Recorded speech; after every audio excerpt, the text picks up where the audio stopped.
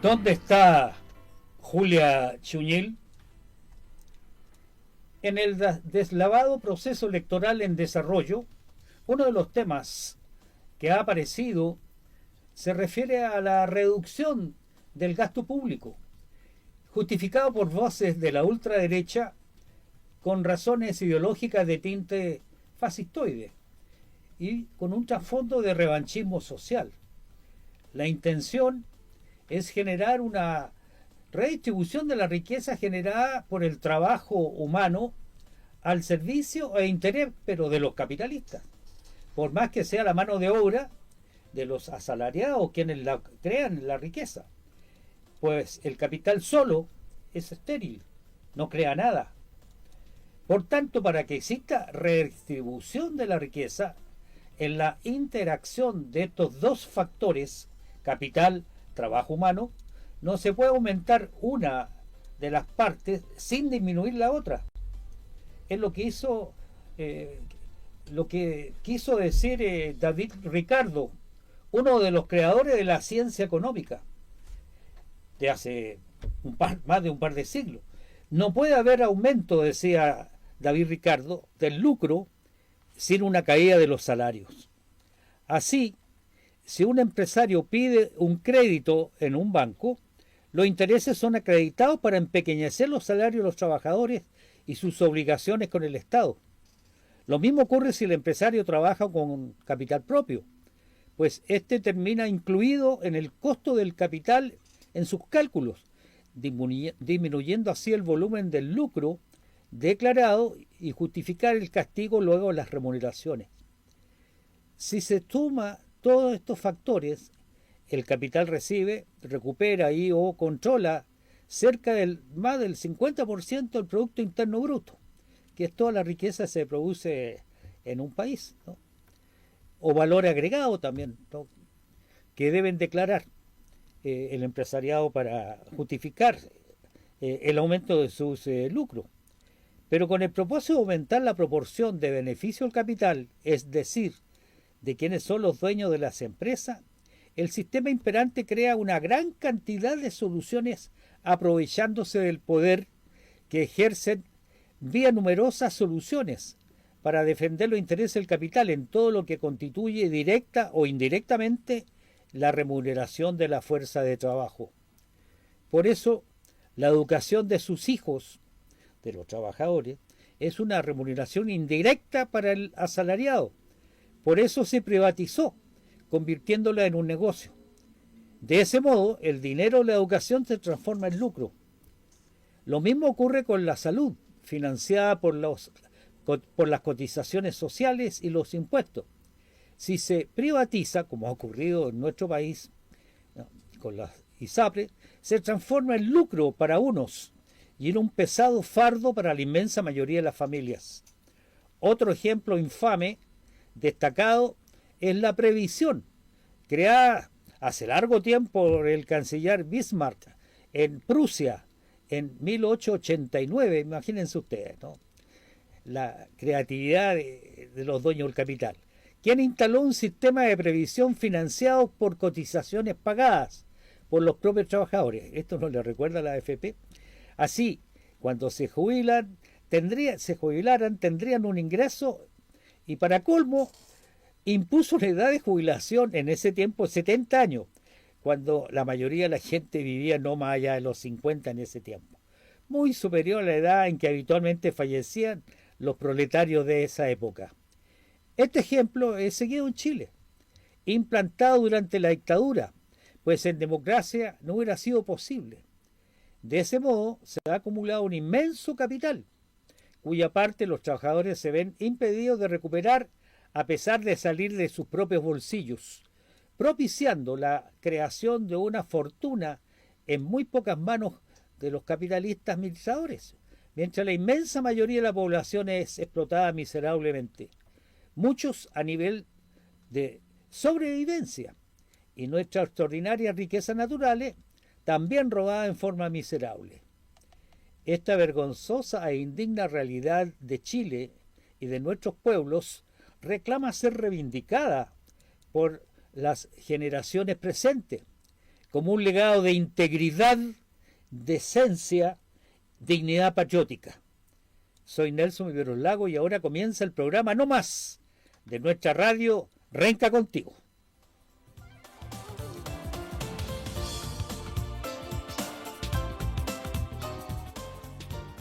Para abordar el tema de hoy, que se refiere a analizar, hacer una especie de balance de los 6 años transcurridos desde que el 2019 se produjo un estallido, como le han llamado algunos, un estallido social, la revuelta social, un hecho de rebeldía popular a nivel nacional, en que millones de gente salieron a las calles a protestar y a hacer presentes sus reivindicaciones. Contamos con la presencia de Juan Carlos Gómez Leyton. Él es un hombre de gran formación académica, licenciado en Historia en la Universidad Católica de Valparaíso, magíster en Historia en la USACH, doctor de investigación en Ciencias Sociales, con especialidad en Ciencia Política por la Flaxo, en México, y en Procesos Políticos Contemporáneos por la Universidad de Salamanca, España. Postdoctorado en Estudios Latinoamericanos por la Universidad Nacional Autónoma de México.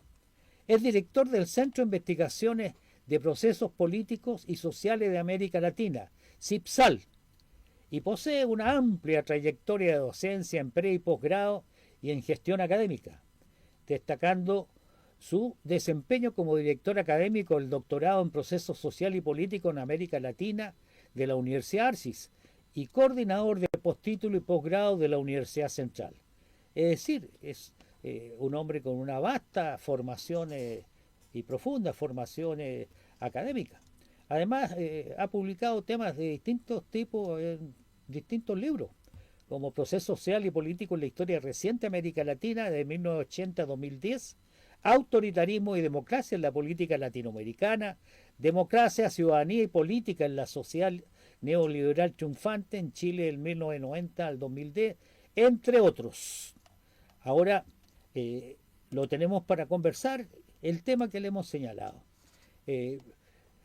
Recientemente él lanzó un libro hace muy pocos días, justamente en el aniversario de la Rebelión Popular del 2019, una edición de CIPSAL con el título ¿De qué sirvió la revuelta de octubre para el movimiento popular? Así se llama su libro, que contiene trabajo de 10 aportadores y de la propia pluma de Juan Carlos Gómez Leyton. Bueno, él es quien está aquí con nosotros para conversar precisamente de ese tema. Juan Carlos, ¿cómo estás? Buenas tardes, bienvenido. Hola Nelson, ¿qué tal? Buenas tardes a todos los auditores de Renca Contigo y del programa No Más. Un placer nuevamente estar aquí en esta casa radial virtual que ya es como de uno, de todos nosotros y de todas nosotras. Así que, bien, gracias por la invitación, Nelson. Todo un gusto. Juan Carlos, en la convocatoria al lanzamiento del libro, que es un aporte para apreciar, entender y concluir enseñanza, aprendizaje de el levantamiento popular del 2019, tú señalas ahí, comilla, la principal sociedad neoliberal del orden global, la chilena, fue sacudida por un intenso cataclismo social y político que estremeció y agrietó los cimientos como la estructura de la dominación hegemónica del capitalismo neoliberal. Su intensidad, masividad y duración fue de tal magnitud que hizo suponer que todo lo sólidamente estructurado y conformado en 4 décadas se derrumbaba. Cierro comillas, esa es cita de palabras tuyas, ¿no, Juan Carlos? ¿Puedes caracterizar cuáles son las principales razones que respaldan esta cita tuya, Juan Carlos? Mira, fundamentalmente cuando uno piensa a 6 años de lo que fue el estallido social que se inicia el 18 de octubre del 2019 con algunos anuncios previos, el 14, el 10 de octubre, que eran manifestaciones de los estudiantes, secundarios fundamentalmente, para expresar una serie de molestias, rabias y oposiciones sobre las cosas que se estaban desarrollando en Chile en ese momento. Todo esto hizo explosión, por llamarlo de alguna forma, se hizo gigantesco, eruptó desde abajo, por decirlo así, en términos de lenguaje volcánico y geomorfológico, estalló, ¿cierto?, un descontento social que no se había manifestado en Chile desde 1990 en adelante. Y todo eso remeció, como bien digo en la entrada de la presentación del libro, remeció las estructuras institucionales, económicas, políticas, culturales de ese momento. Y todos pensamos, ¿cierto?, que eso se podía venir abajo. Era por primera vez en 35 años o 30 años aproximadamente en ese momento que la sociedad chilena tenía una irrupción social tan poderosa, tan masiva, tan contundente, que nos hizo pensar a todos de que el dominio hegemónico del neoliberalismo se venía abajo.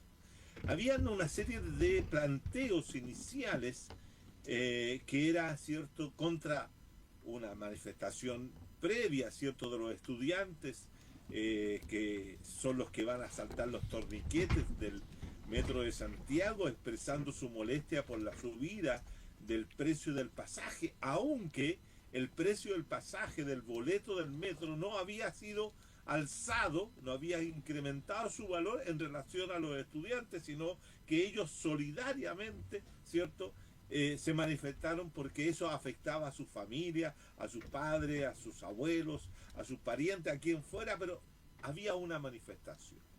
La reacción del Estado chileno, la reacción del gobierno fue brutal, porque fue en contra de estos estudiantes a sacarlos de las estaciones del metro, etcétera, y cual incrementó una molestia generalizada, y eso se expresó el 18 de octubre en una serie de consignas y una salida masiva, nunca antes vista en estos últimos 30 años en la sociedad chilena. Semejante tal vez solo a las rebeldías y a las revueltas y a las manifestaciones que habían realizado la ciudadanía durante el año 80 contra la dictadura, solamente semejante a aquella, ¿no?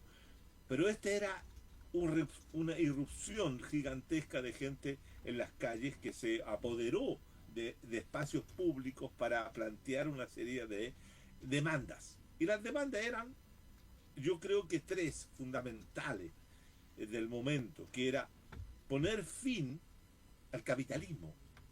A todo lo que tú estabas diciendo en la introducción, esos jóvenes se plantearon poner fin a la explotación humana, ¿no?, a la explotación del capital sobre el trabajo, a la extracción permanente de la plusvalía que empobrece a grandes gentes, a grandes masas de gente. Es decir, contra el capitalismo. Segundo, se propusieron también algo que estaba dentro de lo que se había arrastrado desde 1988 y antes, ¿cierto?, en adelante, que era la idea de plantearse la posibilidad de construir y de elaborar, de pensar todos conjuntamente una nueva constitución política que organizara, reorganizara, repensara al Estado y a la nación. Por lo tanto, una nueva constitución política realizada por lo que en ese momento se pensaba que era la mejor expresión, que es una asamblea constituyente. Luego también estaba la solicitud de demandar la renuncia del presidente de la República, el ejercicio en ese momento, que era Sebastián Piñera. Entonces, la revuelta es un descontento masivo. La revuelta de octubre es una manifestación gigantesca contra una serie de abusos acumulados, de situaciones que tienen que ver con la cotidianeidad de los hombres y mujeres de una sociedad neoliberal. Lo que hay que entender en el proceso mismo, para entender el acontecimiento que acabo de describir, hay que entender que la sociedad chilena cambió radicalmente. La sociedad capitalista nacional fue refundada con el golpe de Estado de 1973 y la puesta en marcha en 1975-82 del proceso de acumulación de capital en base a una perspectiva neoliberal que implicaba, ¿cierto?, modificar no solo las estructuras económicas, la forma como el capital va a organizarse, la forma como el capital va a acumular su propia riqueza, cómo el capital se va a mover dentro de la sociedad chilena. Todo eso implicó un gran cambio estructural en la sociedad chilena. Pero también cambiaron la forma de hacer política, las instituciones. Se dictó una nueva constitución, la constitución de 1980, que fue impuesta a través de un plebiscito fraudulento, etcétera, y cambiaron muchas cosas en Chile. Pero también cambió la gente. Es un elemento que si cambian las estructuras, si cambia la estructura material, si cambian las formas como se organiza económicamente una sociedad, las dos principales clases que existen en una sociedad capitalista, la clase que tiene, ¿cierto?, el poder económico a través de el control de la propiedad de los medios de producción, y aquellos que para poder sobrevivir deben vender su fuerza de trabajo, que es el proletariado, que son todos los asalariados. Eso también cambió en Chile. Se produjeron transformaciones muy significativas a partir de los años 80 en adelante, que fueron continuadas esas transformaciones con la llegada de unas nuevas autoridades, un nuevo equipo de poder, que era la concertación de Partido por la Democracia, que profundizaron y extendieron, hicieron mucho más extenso, mucho más poderoso, mucho más consolidado el sistema neoliberal en Chile. Por lo tanto, la concertación no cambió eso. Y eso implicó, Nelson, que la gente, los individuos, también cambiaran. Y se fueron haciendo transformaciones al interior de los conglomerados sociales que hemos nombrado. El proletariado dejó de ser el proletariado que habíamos tenido en el siglo XX. La burguesía dejó de ser la burguesía que habíamos tenido durante el siglo XX. El capital ya no estaba dominado por el capital industrial, sino que estaba dominado por el capital mercantil financiero. Los dos mellizos perversos, como dice Marx con respecto a ellos, ¿no? Hubo un desplazamiento de la forma de producción y se desarrollaron ciertas nuevas formas de actividad económica que fueron también configurando al interior de los asalariados grupos distintos. Fueron apareciendo grupos diferentes. Se fueron estructurando unas nuevas clases o capas medias, que se les conoce como capas medias aspiracionistas. Cambiaron también los sujetos populares. Ya no teníamos, ¿cierto?, los obreros industriales de grandes empresas, textiles, metalmecánica, etcétera. Cambió. La estructura social chilena cambió. Y eso, todo lo que estoy diciendo, generó una nueva forma, un nuevo sujeto social.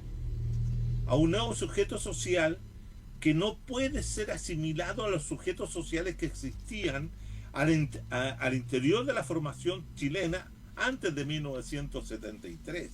Aquellos que habían hecho, por ejemplo, el proceso de 1970 al 73, cambiaron. Cambió el sujeto. Los sujetos cambiaron.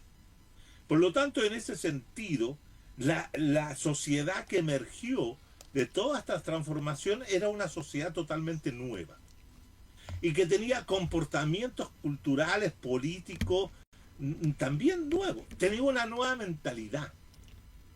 Que yo hago la diferencia, Nelson, entre lo que es la mentalidad de una sociedad con respecto a lo que es la conciencia política de determinados y diversos grupos que existen al interior de una sociedad.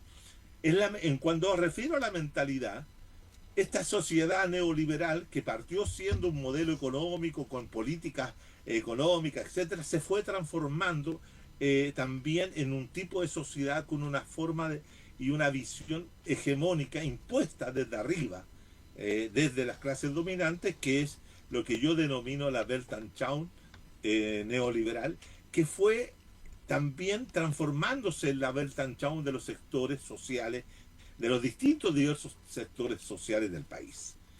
Esta sociedad se fue neoliberalizando y por lo tanto se comenzaron a comportar como tales. Ya en 1997, tempranamente, ¿cierto?, el sociólogo Tomás Mulián señaló en su libro El Chile Actual, ¿cierto?, Anatomía de un mito, que se refiere al proceso de transición y la caracterización que él hace de la sociedad chilena ya en 1997, de que existía lo que él llamó el ciudadano credicar. ¿Qué es lo que era el ciudadano credicar? El ciudadano credicar era el sujeto que es hasta el día de hoy todavía pervive y todavía existe ese sujeto, que es el sujeto que se realiza en el mercado, en el paraíso, ¿cierto?, del consumidor. Por eso también tiene otro libro, Mulián, que es el consumo me consume. Y por lo tanto, el mercado se transforma en el gran espacio de convivencia, de interacción de los sujetos, donde se van a ir presentando nuevas conflictividades, nuevas contradicciones. Ya no va a ser las mismas contradicciones que encontrábamos cuando teníamos estas grandes empresas industriales de 2.000 o 3.000 trabajadores, ¿no? Ahora tenemos espacios donde están la gente consumiendo y entra en contradicciones o en conflictos. Entonces, por eso era sobre el Estado. Y el Estado, fíjate que el cambio, el Estado, en vez de gobernar, ¿cierto?, la sociedad, gobierna también el mercado. Entonces, el mercado es el dominante. Y cuando uno se va a la base de lo que fue la explosión mayoritaria de gente en el 19, lo que encuentra es que aislando estas tres demandas que yo he señalado con respecto al capital, a la Asamblea Constituyente y a la nueva Constitución, como también la renuncia del presidente, ¿qué es lo que observa? Un conjunto diverso de demandas sectoriales, de demandas particulares que tienen que ver con el funcionamiento del mercado. Al interior de este estallido hay un conjunto de demandas que son una cosa muy, muy interesante, porque es sociológicamente interesante, porque es un reclamo para que el mercado funcione bien. Es contradictorio incluso con una demanda, que es la demanda del fin del neoliberalismo, pero al mismo tiempo hay grupos que salen a la calle como en el 25 de octubre del 19, que es una gran marcha. Hay muchos grupos que tienen distintas demandas, y una de las principales demandas que estaban ahí era cómo regulamos el mercado, cómo hacemos que el mercado funcione bien, que el mercado sea competitivo y no monopólico, etcétera. Es decir, te das cuenta que en ese estallido no se expresó solo aquellos grupos que querían manifestarse en contra del capitalismo, que existían y que están todavía, aquellos que querían una nueva constitución, como también aquellos que querían la renuncia del presidente, sino también habían grupos que demandaban que se pusiera fin a lo que yo denomino las fallas del mercado.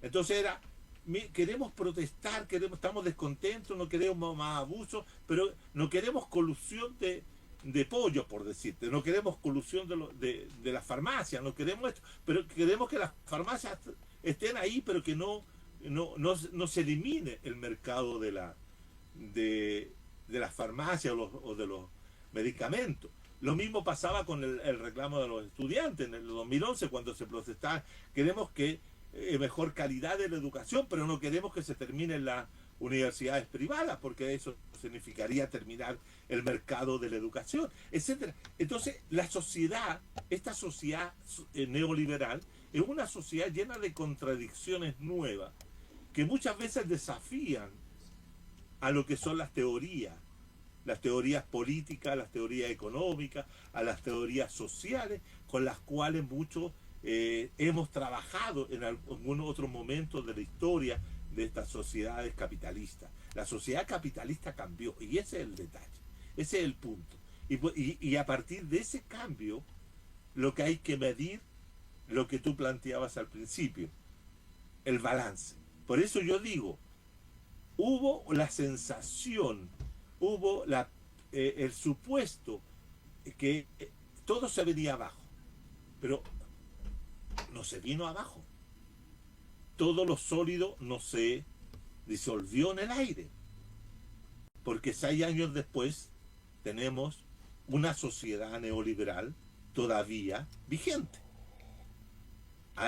Está en un proceso también de cambio por una serie de situaciones que son a nivel más general y que tienen que ver con el proceso mismo del capital neoliberal.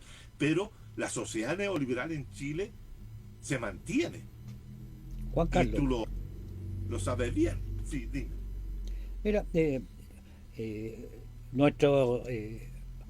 las personas que siguen este programa nos escriben, ¿ah? Y nos interesa el mayor grado de interactividad con quienes siguen el programa, ¿no? Nos interesa sobremanera las inquietudes, las preguntas, las dudas y los juicios también. Así nos escribe Sergio Bascuñán, ¿no? Luis Grau, Tito Ñanco, Jaime Malagueño. Bascuñán, varios de ellos nos felicitan por tu presencia acá, dice excelente invitado, Sergio Bascuñán, ¿no? También Luis Grau dice algo similar, Tito Ñanco también, ¿no? Buen invitado, dice, ¿no? Y con saludos para ti, ¿no? Pero también nos preguntan, ¿no? Por ejemplo, Sergio Bascuñán dice, los jóvenes necesitaron una dirección más acertativa con el que hacer. ¿Por qué lamentable ganó las fuerzas contrarias, el rechazo, ¿no? Nos dice también Tito Ñanco, perdón, sí, junto con el saludo, ¿no? Y Jaime Malagueño dice, la gran pregunta es, ¿y ahora qué hacemos? Y ahora, ¿quién nos podrá defender? Diría el Chapulín. El vínculo con los jóvenes, ¿qué pasó en ese tiempo? ¿Hay alguna observación particular? La juventud participó en forma muy generosa y con distintos áreas de interés que la agrupaban. Los jóvenes de las poblaciones, los jóvenes estudiantes secundarios, los jóvenes estudiantes en las universidades, ¿no? Incluso las barras de los clubes más populares también se hicieron presentes para demostrar su compromiso con ese estado de efervescencia política, social, cultural, ideológica existente. Particularmente respecto a los jóvenes que nos pregunta Sergio Bascuñán. ¿Qué podrías tú señalar al respecto? A ver, en primer lugar yo diría, claro, los jóvenes, así como los jóvenes, o las jóvenes, los jóvenes, un conjunto de personas muy diversas, muy heterogéneas. Los jóvenes que convergieron en el proceso mismo de la protesta, en la primera semana, los primeros 15 días, hasta el 12 o 15 de noviembre de ese año, son jóvenes muy distintos. Son jóvenes que provienen de diferentes espacios culturales, socioeconómicos, que tienen también contradicciones entre sí mismos.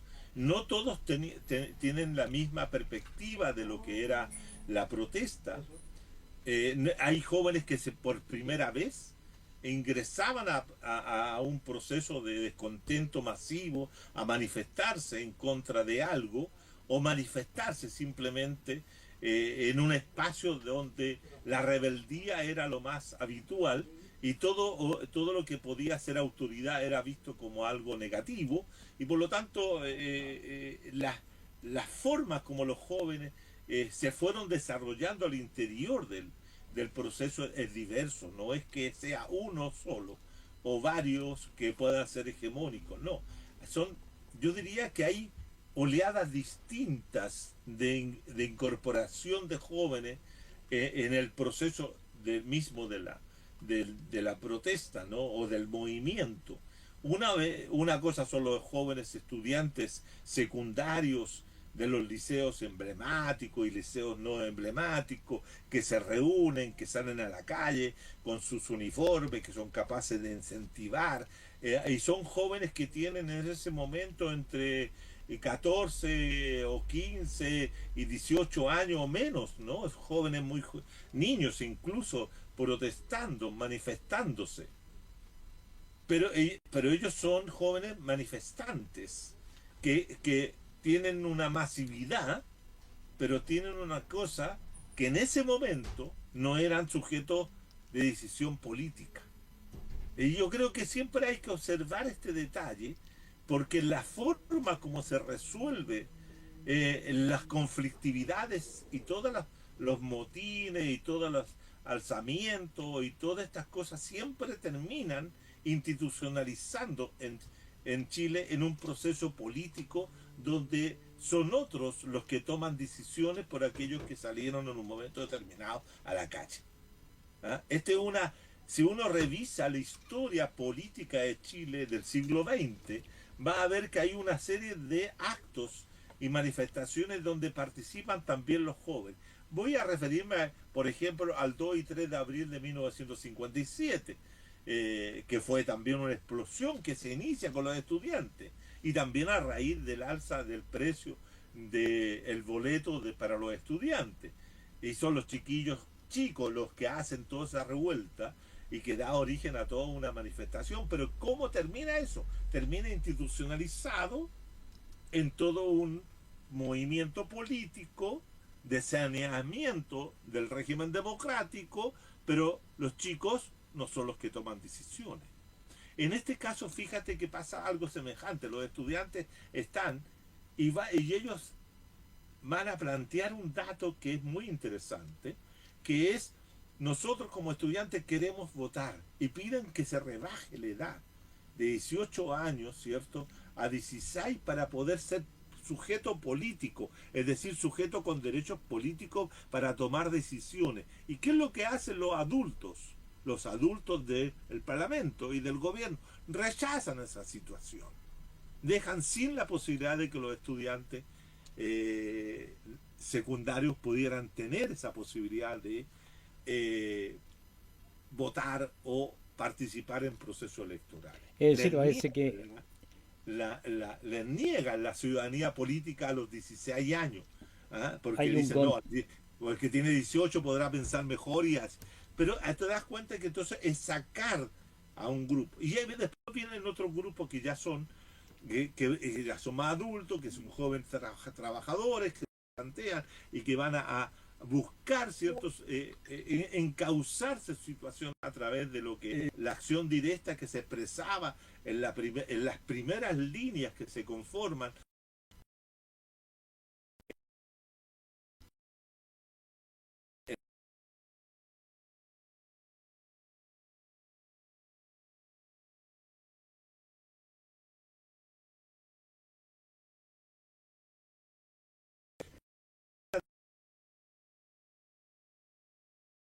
político social. No, estaba dentro de los cursos de educación cívica antes que fueran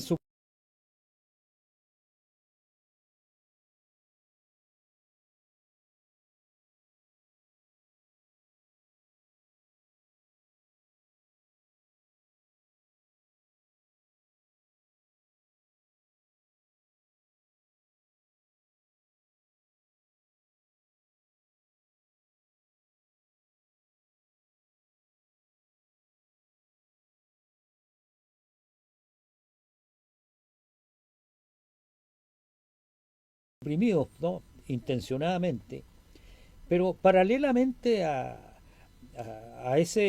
esa reflexión conservadora, yo diría reaccionaria, en el sentido de una reacción contra un planteamiento juvenil. Mientras tanto, hay leyes que bajaron el nivel de responsabilidad y compromiso de los jóvenes con temas civiles de delitos, ¿no? Hoy día las leyes establecen de que son imputables ya, no eh, con la mayoría de edad, sino que se ha bajado la edad para hacer plenamente responsable a jóvenes. Bueno, ahí tú ves la Entonces, ahí ven una contradicción. contradicción manifiesta, ¿no? Claro, En por supuesto, que porque a un los tema jóvenes de se les hace carácter hacerse cívico sea responsables de delitos a los contradicha 14 años. con una ley de carácter civil, ¿no? Claro, totalmente. Bueno, eso tiene que ver también con esta idea de no hacerlos participar políticamente, porque estos jóvenes siempre han manifestado una radicalidad mayor que otros, ¿no? Y incluso mayor que los estudiantes que están en la enseñanza universitaria, ¿no? Ahí también se produjo una serie de transformaciones, etcétera.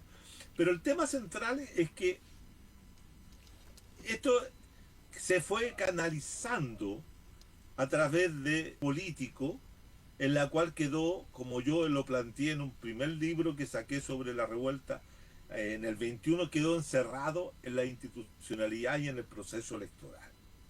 Eso lo encerró. Y finalmente, cuando vino el encierro sanitario producto del COVID-19 o de la pandemia, eso le sirvió al gobierno de turno para poder tener una política contrainsurgente y terminar dominando, ¿cierto? Encerrando a este movimiento, dejándolo sin posibilidades porque su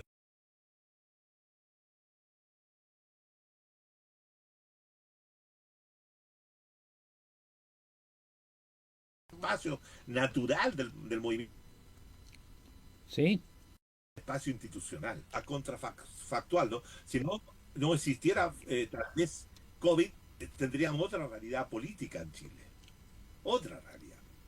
Pero como se hubo el encierro terminó dominando, domesticando, disciplinando, como diría Foucault, ese movimiento, le quitó la radicalidad, lo situó dentro de una perspectiva institucional y eso fue lo que condujo a que eh, apareciera, y es el punto que quiero llegar, apareciera, ¿cierto?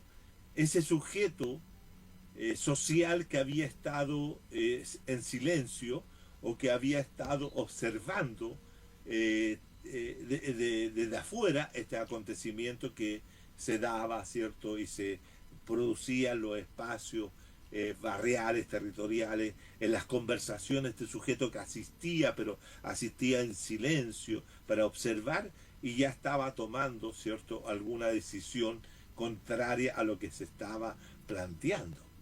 Y ese grupo, ¿cierto?, se fueron incrementando en la medida de también que se fueron presentando otros fenómenos, otras situaciones, en la cual, acuérdate que hay un dato que yo siempre digo lo mismo en este caso, el aparecimiento de grupos contrarios a las manifestaciones que vestían de chalecos amarillos, no como los chalecos amarillos que se daban en Francia, sino que ellos para distinguirse y protegerse vestían chalecos amarillos para ir en contra de aquellos sectores que estaban, cierto, manifestándose de otra manera. La protección de los espacios barriales, de la protección de la propiedad privada y de la propiedad pública fue un elemento central que puso cierto ahí sacó al sujeto neoliberal más conservador de la sociedad chilena. Y eso ese sujeto siempre, Juan conservador, Carlos, ¿cierto?, fue el ese, que arremetió finalmente en contra del proceso constituyente o constitucional del septiembre del 22 y que nos tiene a las puertas hoy día de la posibilidad de pasar a gobierno neoliberal de corte mucho más autoritario, antidemocrático, como son las opciones que representan Kass, Kaiser, pero de la misma forma también lo representa Juan Carlos, en Matei. todo caso, la acción de grupos reactivos, conservadores, eso es parte del desarrollo en todas partes, en todos los lugares, en todas las geografías mundiales. En Chile siempre ha habido esa reacción porque ideológica y políticamente hay distintas expresiones. Tú hablas de mentalidad y conciencia como dos categorías distintas. Sería bueno también escucharte para clarificar qué es lo que entiendes en uno y en otro caso, ¿no? Pero esa reacción ha sido siempre permanente. Los sectores reactivos al avance del mundo popular siempre han estado, ¿no? En el gobierno Allende los tuvieron, ¿no? Y actuaron organizadamente, ¿no? Incluso con estructuras hasta militares, ¿no? Como fue Patria y Libertad, ¿no? Y entre otros, ¿no? Grupos Rolando Matos. armados. Así que no es un fenómeno que nos llame la atención como algo nuevo. Y con respecto a los estudiantados, yo creo que es bueno también estar presente que el estudiantado secundario es social, económica, culturalmente distinto todavía al estudiantado de las universidades. El estudiantado secundario de los liceos del país, no solamente los liceos considerados de primera línea en, en el sector público, sino en general en las grandes ciudades, es un estudiantado que refleja una composición popular muy grande, ¿no? Especialmente en los liceos en las comunas, ¿no? Y que se expresa de una manera distinta al estudiantado universitario, con direcciones de sectores de extracción social media superior, ¿no? Y, Sí. ¿no? Los líderes del movimiento estudiantil universitario eran todos de buena familia, de extracción de familias acomodadas. Entre ejemplos, el presidente mismo, ¿no? Giorgio Jackson, ¿no? Por nombrar algunos de los más destacados, y otros que hoy día ocupan cargos políticos, ¿no? Entonces, ahí hay un tema, ¿no? Bueno, pero todavía sigue pendiente una pregunta. ¿Y ahora qué hacemos? Bueno, Pero también sería bueno que tú trataras de señalar qué entiendes por el concepto mentalidad política o mentalidad de, no sé, de país, nacional y conciencia, ¿no? Eh, ¿Qué hay al yo, respecto? yo hago la diferencia, Nelson, entre lo que es la mentalidad, que las mentalidades son aquellas cosas arraigadas en los sujetos sobre ciertas visiones o concepciones del mundo, en la cual cierto se va configurando un tipo de personalidad, un tipo de forma de actuar al interior de la sociedad, en la cual los sujetos comparten determinadas cosas que pueden ser visiones, ¿ah?, de lo que es una sociedad, ¿no? En Chile se dice, por ejemplo, voy a ponerte un ejemplo muy básico para que lo entendamos, ¿no? Los chilenos son personas que reciben, o se decía hasta un tiempo, reciben con cariño a que es forastero. ¿Ah? Me recuerdo de una canción. Eso crea una mentalidad de que los chilenos son buenos aceptadores de aquel que es extranjero. Pero fíjate cómo cambió esa mentalidad hoy día. Eso cambió. Hoy día no todos los chilenos tienen una actitud positiva frente a los extranjeros. Tienen una mentalidad de rechazo, de distancia. Ya no, los, ya no queremos tanto a los chilenos, a los extranjeros. Entonces, eso es una forma mental, cultivada, que se transmite generacionalmente, que puede cambiar en un momento determinado, pero que no es parte de una conciencia política. La conciencia política es distinta de la mentalidad en cuanto a la conciencia, es una toma de posición frente a la sociedad, y frente a la estructura política que te permite decir yo no quiero seguir teniendo esto y quiero cambiarla porque tengo un proyecto de sociedad distinto. Mientras que la mentalidad es como lo que tengo, con lo que yo permanezco. ¿Ah? Idiosincrasia. Y no lo quiero cambiar, no lo quiero modificar. ¿Ah? Entonces, en ese sentido, ¿cierto? La mentalidad es de más larga duración, es una estructura pesada, ¿no? Mientras que la conciencia política tú la puedes modificar, la puedes alterar, la puedes lograr a través de un trabajo específico, ¿cierto? De dar cuenta de lo que ocurre. Lo que estamos haciendo nosotros aquí podemos decir que estamos concientizando, estamos trabajando la conciencia política de las personas que nos están escuchando y esas personas pueden tomar una posición frente a tal o cual cosa. Y, y, y al respecto a eso, Juan Carlos, respecto a eso, Juan Carlos, sí. ¿me escuchas? Sí, sí, te escucho. Sí. Respecto a eso, ¿cómo respondemos a la inquietud que tiene Jaime Malagueño, que nos pregunta y ahora qué hacemos? Y por su lado, Tito Ñanco planteó, profe Juan Carlos, ¿dónde quedó esa masa popular que pedía cambio, justicia, igualdad? Se extraña ese movimiento estudiantil manifestándose por las alzas de los servicios básicos. ¿Dónde están? Bueno, yo sé que es dónde están, pero el tema central es que no están en las calles. No los vemos en este momento en las calles. Tal vez uno podría estar pensando que están haciendo un proceso de... Porque los jóvenes que estaban en el 19 ya no están en los colegios. Partamos de ese punto. Han pasado 6 años.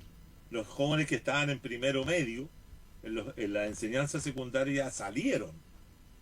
Ya están en la universidad. Entonces hay que preguntarse qué pasó con los movimientos universitarios que no le dieron perspectiva o no le dieron cierto un proceso de desarrollo a toda esa masa de estudiantes que estaba saliendo de los secundarios. ¿Ah? Donde tenemos mucha gente estudiando carreras que desde mi punto de vista no contribuyen para el desarrollo de la lucha social y política. O sea, ¿qué hay que hacer? La gente que luchaba en la calle contra tal cosa a estudiar Derecho. Y estudiar Derecho en la sociedad chilena es lo más conservador que hay, pues, estimado. Y ahora en cuanto al qué hacer, que pregunta Jaime Malagueño, ¿qué le podrías tú señalar? Podríamos seguir, es largo. Ahora, fíjate que yo en el año 2003,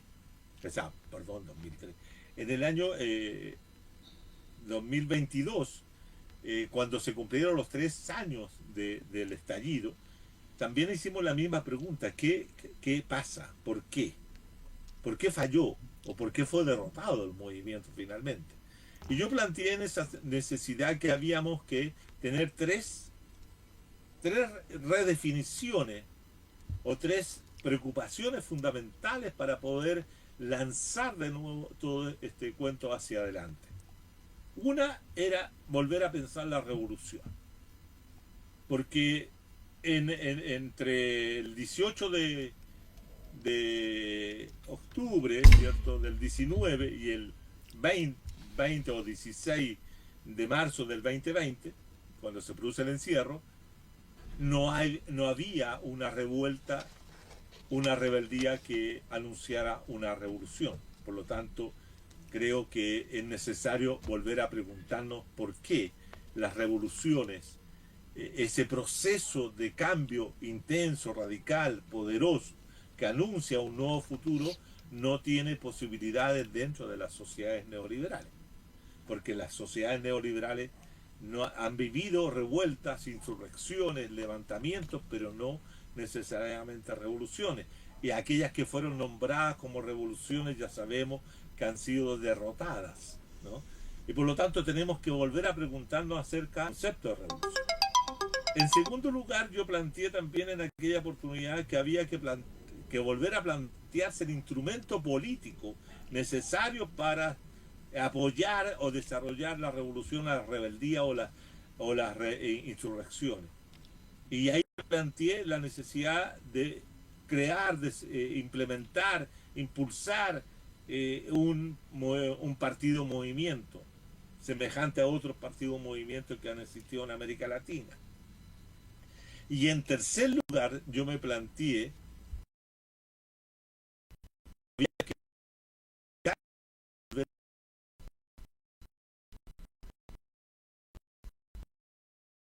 que hoy día están en esta sociedad neoliberal con las contradicciones. Y creo que esas tres cuestiones no hemos sido capaces de resolverlas. Y por lo tanto no tenemos capacidad dentro de las izquierdas no institucionales, las izquierdas que no participan del orden político vigente, no hemos tenido la capacidad de poder levantar y construir esas tres cuestiones que nos permitiría tener hoy día un proyecto político de cambio, tener un proyecto político alternativo, tener un proyecto político que sea atractivo para todos los grupos sociales y todas esas masas que quedaron en la calle y que quedaron rumiando, masticando su rabia por no haber logrado conseguir lo que buscaban. ¿Por qué? Porque muchos de aquellos que estuvieron ahí también confiaron, también entregaron el movimiento, entregaron ese acontecimiento, entregaron esa rebeldía a los partidos del orden. Que ellos, los partidos del orden, fueran los que condujeran aquello. Y eso se tradujo, por ejemplo, en la elección de un presidente como Gabriel Boric. Porque se pensaba que a través de un presidente de ese grupo íbamos a avanzar, y no avanzamos nada. Nada. Todas las propuestas, todas las demandas, todas las cosas que se plantearon en octubre del 19 todavía están vigentes. Tan vigentes, como dicen los compañeros que escriben en el libro, de qué sirvió la protesta, la revuelta del 2 y 9, ¿cierto?, para el movimiento popular, un colectivo ahí encabezado por Patricio Guzmán y otros compañeros responden, dice, el movimiento fue derrotado pero no aplastado. ¿Por qué? Porque todavía está debajo de esa derrota, está aún la idea de que es necesario impulsar un cambio, pero con las organizaciones políticas, con la forma como con la forma como leemos el acontecimiento, no nos permite todavía construir aquello. Entonces yo creo que no es que no tengamos respuesta para el que hacer, creo que lo tenemos, pero tenemos una tarea de resolver, por lo menos desde mi punto de vista, resolver aquello. En el libro, ¿cierto?, que vamos a presentar, y perdona que use la tribuna para anunciar que vamos a presentar el próximo miércoles 5 de noviembre en el Espacio Cultural Laura Allende a las 18:30, vamos a presentar nuevamente el libro de qué sirvió la revuelta popular para el movimiento, ¿cierto?, en esa oportunidad. Ahí yo lo que hice fue un artículo para estudiar la revolución y el sujeto revolucionario. Correcto. Porque ahí estoy dando respuesta a aquello que está preguntando el compañero. No podemos decir, fuimos traicionados. ¿Por qué yo voy a esperar? Yo salí a la calle, perdóname que termino con esto. Yo salí a la calle junto con otros tantos compañeros, pero yo nunca salí a la calle esperando de que la clase política, los partidos del orden, me resolvieran lo que yo y los demás compañeros y todos nosotros teníamos que resolver.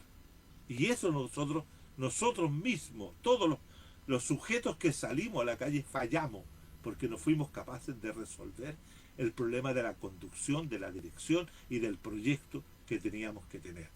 Tito Nos Ñanco, metieron adentro de la institucionalidad y ahí nos quedamos. Y ahí perdimos. Juan Carlos, Tito Ñanco hace una observación interesante, dice, los adolescentes, como la palabra lo dice, adolecen desgraciadamente de conocimientos básicos en cuanto a temas políticos, en cuanto son fáciles de adoctrinar. Esto motiva a pensar, ¿no?, la necesidad de, en un programa próximo, contar con el tema, ¿no? Vamos a organizar un programa donde discutamos el tema de qué está ocurriendo con el movimiento estudiantil, con los jóvenes hoy día, ¿no? Conozco antecedentes que en ese momento daré a conocer, ¿no? Pero una última consulta, Juan Carlos, que deseo señalarte. ¿Me estás escuchando, no? Sí, totalmente. Ah, ya. Y muy atento. Y que tengo un desfase en la imagen que tengo en el Sí. celular con respecto a el tiempo actual, al momento que estamos conversando. La pregunta es la siguiente. ¿Están ocurriendo hechos extraordinariamente de gran envergadura, con una rapidez extraordinaria a escala global? Entre otros elementos, el antiguo imperialismo norteamericano viene en decadencia y en declive notable, con problemas de cuestionamiento a su dominio en distintos lugares del mundo, ¿no? Y ha entrado en una etapa muy peligrosa en que está haciendo amenazas y movilizando tropas, embarcaciones en el caso del Caribe, de flotas, ¿no? Constituidos por una gran cantidad de embarcaciones de gran tamaño, ¿no? Y que están concebidas para la guerra, precisamente, para el combate, eh, amenazando a Venezuela, Colombia, también amenazó a Panamá, amenazó antes había amenazado a Canadá, diciendo que lo quería convertir en otro estado de Estados Unidos, lo que motivó la reacción indignada de esta nación de Norteamérica. Y también lo ha hecho en tratar de señalar de que ellos quieren apoderarse de Groenlandia, ¿no? Reclamando derechos que no tienen, ¿no? Entonces está en una actitud extraordinariamente bélica, en el decir y en el pensar, y eso está precipitando también situaciones internas en el propio Estados Unidos, donde hay una rebeldía contra lo que se estima la superación del rol democrático que tienen los presidentes para convertirse en una especie de semidictador, ¿no? Porque no consulta al Congreso en temas que por constitución corresponden, ¿no? Y esa amenaza para América Latina tiene mucha importancia. ¿Hay algún vínculo de esa situación con la realidad de nuestro país, particularmente en este cuadro de situación que tú has planteado? ¿Qué comentario te harías al respecto? A ver, mira, tengo a continuación de este programa, tengo otro programa a las 8:30 con la gente de Argentina, Ajá. un programa que se llama Crítica Dialéctica para hablar del caso venezolano, ¿no? Porque una de las situaciones que tú nombras y que tiene que como objetivo Estados Unidos hoy día, un imperio, como bien dices tú, en decadencia, pero yo le agregaría a la decadencia y le agregaría otra cosa. Es un imperio en decadencia y a la defensiva. Y la defensiva la está usando para usar el ataque como una forma de poder defenderse de la situación de decadencia que vive y que tienen dentro del mundo. Y por lo tanto eso lo lleva a atacar puntos neurálgicos dentro de nuestro continente, y uno de esos puntos neurálgicos es justamente Venezuela. Pero no solamente Venezuela, sino que también hemos visto cómo ha condicionado las ayudas económicas, financieras, al gobierno de Argentina, en una condición que lo hizo, es cierto, decirle, mire, si usted no gana las próximas elecciones, o si ustedes no son respaldados en las próximas elecciones, las del medio tiempo, las que se realizaron el domingo pasado, no van a tener ningún tipo de ayuda económica. ¿Ah? Y eso muchos de los analistas argentinos del proceso electoral vivido lo hacen también en función de cómo influyó eso en la decisión de esos miles de ciudadanos, millones de ciudadanos que fueron a votar por Milei, habiendo sido, teniendo el antecedente de que era posible derrotarlo. ¿En qué sentido derrotarlo? Disminuirle, ¿cierto?, la capacidad de ejercer poder al interior del Parlamento, ¿no? Ahora se ve reforzado y eso hace que Estados Unidos lo aplauda. Pero eso, ¿cómo está operando? Fíjate que un dato que no sabemos o no lo hemos estudiado, no le hemos prestado atención a esa situación que tú señalas y de cómo está operando Estados Unidos en estas elecciones que estamos viviendo en Chile, en este proceso eleccionario.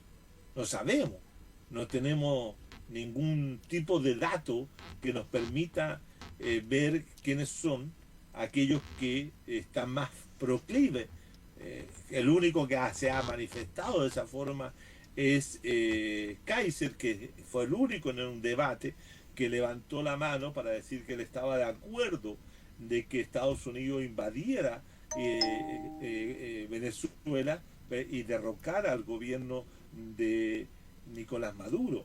Pero ¿cuáles son las reacciones? Ayer, también lo escuchamos, la decisión de la señora Matei el domingo, cuando le preguntaba el profesor Artés si ella iba a participar o veía la posibilidad de participar en los BRICS, que son el grupo de países emergentes y competidores de Estados Unidos, como China, Rusia y otros, ¿cierto? Y le dijo que no, que despreciando aquello y que solamente... Entonces los cuatro, uno que viene de Estados Unidos, que es Parisi, que no sabemos qué vinculaciones tiene, el profesor Artés insinuó la otra vez la sospecha que podía ser agente de la CIA, etcétera, ¿ah? Pero bueno, pero ahí, pero más allá de estos detalles que yo te estoy señalando, no tenemos estudios, no tenemos investigación, no tenemos conocimiento de cómo está actuando el Departamento de Estado en Chile en estas elecciones. Pues obviamente que a Chile, que Estados Unidos vería con muy buenos ojos, el Departamento de Estado vería con mucha satisfacción de que uno de los dos candidatos de la extrema derecha, en este caso Kass o Kaiser, llegaran a la presidencia, porque estarían más acorde, aunque digamos que el presidente Boric no fue un presidente que tuvo una suerte de conflictividades permanentes con Estados Unidos, todo lo contrario, Boric es una persona que se alineó totalmente a Estados Unidos y respaldó muchas cosas que Estados Unidos ha hecho, ¿no?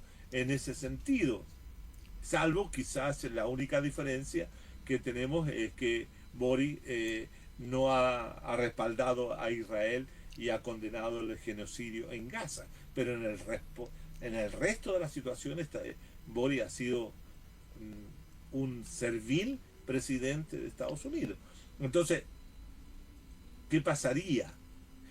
¿Qué pasaría en el hipotético, subrayo eso, porque no estoy diciendo que eso es lo que yo espero, sino que ¿qué pasaría si llegara a ganar la señora Jara?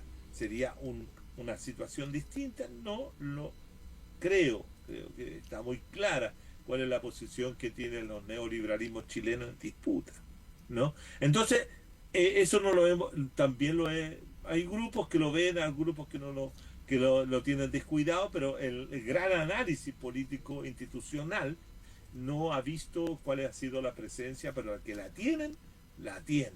Y Estados Unidos está también observando de reojo qué es lo que está pasando en Chile. Porque imagínate, si gana Kass, van a tener Kass, van a tener a Milei, van a tener, ¿cierto?, a Paz en Bolivia, van a tener el conservador que dirige Paraguay, o sea, la arremetida desde abajo de la centro derecha puede conducir a que el próximo presidente en Brasil sea de centro derecha.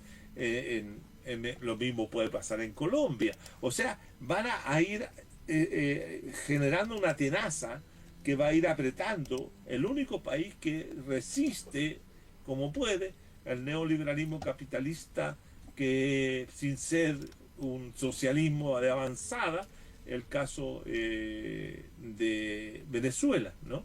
Porque el Centroamérica tal vez el único que le sea problema en este momento sea México y Nicaragua, ¿ah? Pero y Cuba, y siempre Cuba en el Caribe, pero ya los movimientos que se han hecho en Trinidad y Tobago y en otras localidades del Caribe indican también que Estados Unidos quiere tener total control de la región como nunca anteriormente en las últimas administraciones norteamericanas no habíamos manifestado esa preocupación por América Latina, ni siquiera el Trump de la primera administración, sino que este es el Trump de la segunda, y eso es interesante porque Trump es como aquel que quiere hacer todo lo que no pudo hacer en la primera, porque sabe que no puede hacerlo y quiere instalar, ¿cierto?, un sucesor el día de mañana que siga la misma línea, o como bien decías tú, provocar una situación de transformarse en un pequeño radiosol que se dan las instituciones, las decadencias de los imperios no son de corta duración. La decadencia norteamericana puede durar un buen rato, pero con personajes como este. Juan Carlos. Me recuerda la decadencia del Imperio Romano, que estuvo precedida hasta su momento de quiebre y la separación entre los dos, el Imperio Romano de Oriente y de Occidente, y cuando se produce aquello, ya los emperadores romanos de Occidente eran cualquier cosa. Entonces, en ese sentido, no podemos pensar que la decadencia norteamericana está a la vuelta de la esquina, ¿no? ¿Cómo no? Es un largo, pero que hay que preocuparse de él, hay que preocuparse. Gracias, Juan Carlos. Hemos llegado al término del programa. La hora impositiva en estos aspectos. Sergio Bascuñán dice: gracias por la información. El del miércoles 5 de noviembre a las 18:30 en el espacio Laura Allende, que está ubicado ahí en Agustina, esquina de calle Bulnes. Sí, y Tito Ñanco dice: todos sabemos dónde están, profe, ¿no? Se refiere a bueno, lo espero conocerlo allá a todos. Bueno, debo agradecer tu presencia, Juan Carlos Gómez Leighton, en este programa. Las opiniones, los juicios también de quienes estuvieron acompañándonos en este programa con distintos juicios, consultas, propuestas de temas, de preguntas. Lo que sí le anunciamos que el próximo martes va a ser un programa muy especial. Por primera vez vamos a tener un invitado que está fuera del país, ¿no? Es un comentarista uruguayo, un politólogo, sociólogo de alto nivel, para abordar un tema sobre el cual hay poca información en nuestro país, y un tema que cada vez se convierte en apremiante de saber, ¿no? Que es la amenaza sionista, ¿no? A escala global y particularmente en nuestro país, ¿no? Donde hay una serie de acciones en la zona patagónica que tienen altamente preocupados no solamente a la gente que vive ahí, sino que me imagino que los aparatos de seguridad de nuestro propio país, ¿no? Agradezco, Juan Carlos, tu presencia, y quisiera escuchar tus palabras, ¿no?, de despedida, ¿no? Te decía, Nelson, que dieras el nombre del politólogo, de la persona uruguaya que va a estar el martes. ¿No lo dijo? Ariel Umpierres. Ya, Ariel. Ya, él es uruguayo, perfecto, pero reside en Argentina. Sí. Hemos hecho contacto. Yo había escuchado sus análisis de América Latina y del mundo. Muy interesante. ¿No? Bien interesante. Y lo hemos invitado para esta oportunidad. Y va a estar el martes aquí con nosotros, ¿no? Y bueno, internacional se pone. No, sí. Yo agradecerte como siempre, Nelson, la gentileza y la invitación para conversar estos temas que son siempre muy atractivos y que nos invitan a la reflexión. Y yo creo que lo que tú dijiste hace un rato atrás de preguntarse qué está pasando con la formación de nuestros jóvenes estudiantes secundarios en formación política es fundamental. Yo tengo la impresión de que una de las cosas que se abandonaron durante la larga transición, o si tú quieres el periodo postautoritario, fue justamente la formación de los jóvenes en formación política propiamente tal. Porque además en los colegios también tú sabes que se eliminaron las clases de educación cívica, de filosofía, incluso se redujeron las clases de historia, y todo eso contribuye a no tener una conciencia política. Y solamente se desarrollan elementos de la mentalidad, como lo hacen jugar, o lo hacen respetar los himnos nacionales, o qué sé yo, todo ese tipo de cosas nacionalistas que les enseñan a los chicos en los colegios, que son formadores de la mentalidad colectiva, no de la conciencia histórica. Agradecemos a todos quienes siguieron el programa, gracias Juan Carlos, Sergio Bascuñán, especialmente Luis Grau, Tito Ñanco, como siempre, ¿no? Un gran abrazo para ellos, Jaime Malagueño, que estuvieron en esta oportunidad, ¿no? Planteando consultas, preguntas, y como siempre terminamos el programa diciendo nuestra solidaridad con los detenidos políticos de la rebeldía del 2019, que siguen en prisión, siguen detenidos, y quienes terminaron con la vida de decenas de chilenos compatriotas andan en las calles sin ningún tipo de problema, sin ningún tipo de apremio, ni siquiera del sentimiento de culpabilidad. También nos acordamos de los presos políticos mapuche, ¿no? Quienes siguen, ¿no? Hay huelgas de hambre en este instante pidiendo el cumplimiento de derechos y libertades que se les niega con particular saña en las cárceles de nuestro país, en la zona de mapuche, donde estos luchadores están detenidos. Cariño y respaldo al pueblo palestino que vive el asedio terrible de la entidad sionista, que justamente va a ser el tema de la próxima reunión del martes, ¿no?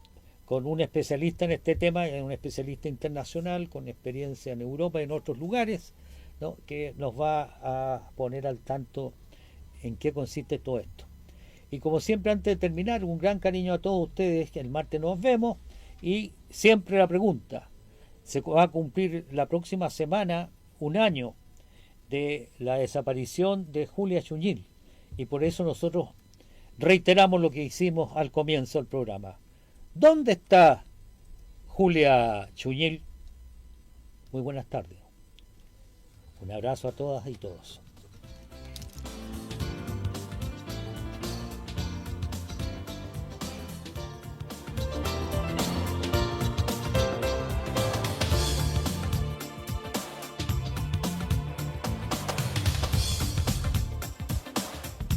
Finaliza tu programa No Más. Te esperamos el próximo martes desde las 19 horas en www.rencacontigoweb.com. Las opiniones vertidas en este programa son de exclusiva responsabilidad de quienes las emiten. Por lo tanto, no representan necesariamente el pensamiento de www.rencacontigoweb.com.